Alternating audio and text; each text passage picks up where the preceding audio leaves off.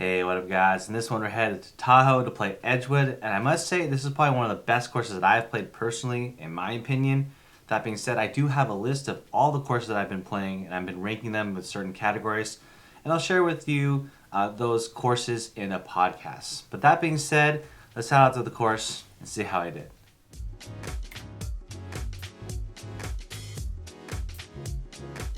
Alright, first hole at Edgewood. Had ample time to warm up at their really nice range with free golf balls, and yet I hit the ball into the sand trap. Way to go, Matt.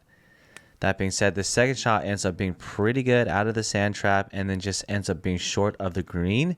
And so I'm bringing out the dreaded tripper that is not in the bag any longer. End up blasting this one by the hole. That being said, I have a long one to return for my par putt. So here's the par putt attempt. And he actually put a decent roll on it. You can see the arm lock is back. You'll see why it's back in the bag a little bit later in this vlog. So bogey on the first hole. Second hole, just getting that, first hole jitters out of the way. Hit a really good drive in the center of the fairway. So I'm set up pretty nicely to hit a good one into the green. And unfortunately, for this one out to the right side, and so I have to chip up and down on this green. But unfortunately, it slopes away from the hole and it goes down this little bowl, and so I have a really long putt again for par. So the greens were running decent here at Edgewood, not anything super fast or anything. And yeah, I end up hitting this putt a little bit short. Can't really tell in this first shot, but yeah, end up cleaning this one up for a bogey. So starting out with bogey, but no complaints here. Alright, as you can see, the sky is a little bit gray here because it just finished thunderstorming before we went out in our round. Hit this really good drive on this par 5, cart path only. Second shot, just tried to advance it. Got too cute with it. Should have hit it a lot harder and farther. And so I had a really long one for my third shot. So took out a 4-iron, ended up being short and to the left of the green. And so I'm just trying to get on here and get close for my par. It looks decent from this angle, but I'm actually pretty far away from the hole. And here's my par putt. And yeah, if I would have hit it harder, maybe would have gone in, but ended up being short there and tapping it in for another bogey. So still on this bogey train and trying to get off of it. All right, coming up next is one of the cooler tee boxes where you're driving your ball in between two narrows of trees, and it sounds really awesome with all the echoes around. So we were laughing about how nice the drives were sounding out of this particular tee box. Next shot, I was playing kind of foolishly here. I should have laid up, but I thought maybe extra distance would be helpful. End up in this junk. Unfortunately, I don't go into the sand trap because my club gets shanked by the rough, and so I can just chip on and try to get up and down for par. Fortunately, I just try to type this in really quickly because we got kind of behind because our whole group struggled on this hole, and so I missed that easier putt, and then I just dragged my ball out of the way to get off the green because people were waiting. And the woes continue. I end up hitting this one short into the hazard. Don't even look for it and go to the drop zone. And then end up hitting this one on the green in pretty good position. And so I am putting for a bogey from this distance. And yeah, don't give it the best look here. Leave it on the high side. End up just tapping in for double. But yeah, no pars this far. So I think the theme here is that Edgewood is if you're confident in your driver and can hit it straight off the tee, you'll be just fine. This one ends up being pulled to the left, and so I'm on this weird side hill lie. Unfortunately, with the ball so far below my feet, I just hit onto the right of the trap and into the water. So I took a drop, and now I'm hitting my fourth shot onto the green. So here is my putt, really scared of it, and not going to hit it near hard enough to even give it a chance. And so I 2-putt for double with a penalty stroke. All right, coming up next is a par 3. Getting used to the new iron still. Hit this really well and end up pretty decent shape here on the green. And so here is my putt for bird. And I barely lip it out. So it's a bummer that I missed the bird, but this is the first par of the day. So one thing to note is that, yes, you're at a higher elevation, so the ball goes a little further than you normally expect. Lucky for me. However, the humidity does make it go, does cancel out a little bit. So the starter that day said since it was so humid that day because it just rained, that the distances are about the same. Kind of played true to that during the day. Didn't really think too much about the elevation. Just played my game. And in this hole, I barely missed the par and ended up with another bogey. So back on the bogey train. So any hole that's hitting towards the lake or alongside the lake is going to be beautiful and scenic. This one is no exception.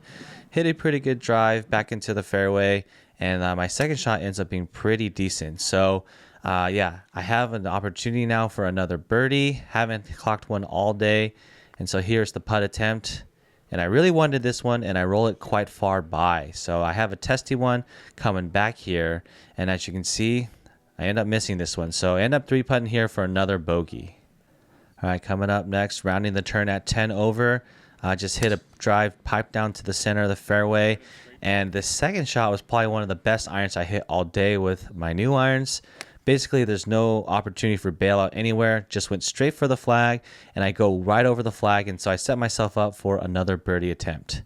Yeah, this one I barely end up tapping, and it goes, a decent ways past, so I'm glad I barely gave that any juice. End up tapping that one for par.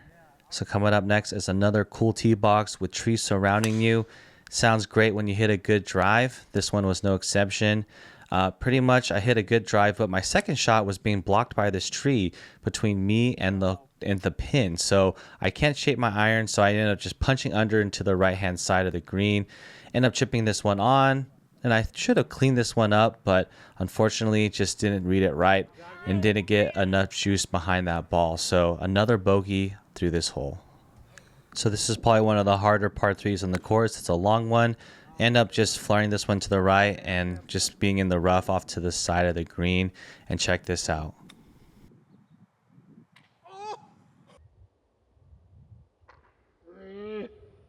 And that's right. As you can see, I got the chip in. I got a birdie. And anytime I can get a birdie at a nice course, I love it. Makes it that much more special of a round. All right, coming up next is a Dogleg right par 4. Pretty long one, in fact. And I hit a pretty decent drive, but I had a long way to go for my second shot. So end up taking a 6-iron here, flaring this one out right, end up being off the green, so I have to chip on. Hit a pretty decent chip here. Didn't hit it quite high enough, but hey, I'm in a decent position to give myself a par for the up and down. So here's the attempt, and yeah, I just end up missing that one. So end up tapping in for another bogey. So it was bound to happen, but this is my blow up hole, I guess you can say. Hit a really good drive, but I ended up pulling it to the left, and this one doesn't give you a lot of runoff to the left. So I ended up hitting in the water and taking a drop, and my second shot, I end up hitting into the sand trap, and my sand game is probably the worst part of my game. Barely get it out, but at least I'm out. And then this chip wasn't a very good attempt either. It ended up being pretty short, and then I end up leaving myself a decent length putt for my double. So I'm trying to save double here. Fortunately, I missed this putt. End up tapping in for triple, so this is one of the first big holes of the day. All right, coming up next is a very narrow par 4 and a very bad time to hit a wipey fade, but this is what I do. And so for the second shot, I'm just hitting into the fairway and giving myself a shot into the green to see if I can make par. So here's a shot. End up going a little long here, but hey, I'm putting and I'm feeling good. I achieved what I meant to do by just punching out, and here is the putt. And you know what? Sometimes you get lucky and you save a par. And it doesn't matter how you make the par. It just matters what number you put on the scorecard. All right, coming up next is another tee box where you got trees surrounding you. Great views. Going towards the water. What a cool hole. And I hit it in the middle of the fairway. My second shot, just take a smart layup to a distance that I like, which is around 100 yards. End up hitting it a little bit shorter than that, so I have a 9-iron instead of my gap wedge. And then I butter knife it into the sand trap on the right. And I'm lucky I even got this ball high enough to get over the hill here just to get out of the sand trap.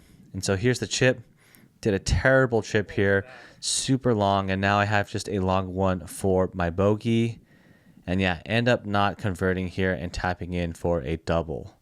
That being said, could not be too upset about the double for long because this next hole, the 17th, is the iconic hole that runs along Lake Tahoe and offers beautiful views everywhere.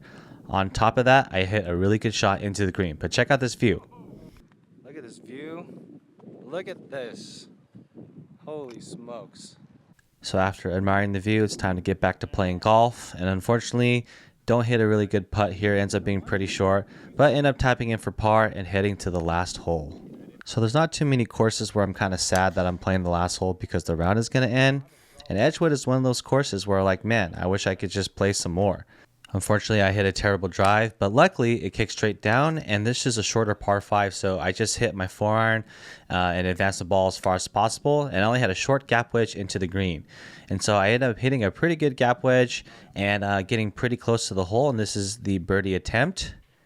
And yeah, I just didn't give it enough. Ends up sliding out a little bit more than I thought, but nothing I can't handle. Tapping in right here for a total of 16 over. Not bad. All I have to say after this round is wow, Edgewood, can't wait to be back. As you can see, played better in the second half of the round, but man, I was just overall in awe of this course. You know, great conditions, fun track. And we had really good company too. The twosome that joined us was really awesome. And yeah, just overall the experience was great. I mean, you are paying top dollar, but that being said, all the reviews say you get what you pay for, and I have to agree with them. So yeah, I hope you guys enjoyed this one, this special one. Keep chasing, and I'll see you in the next one.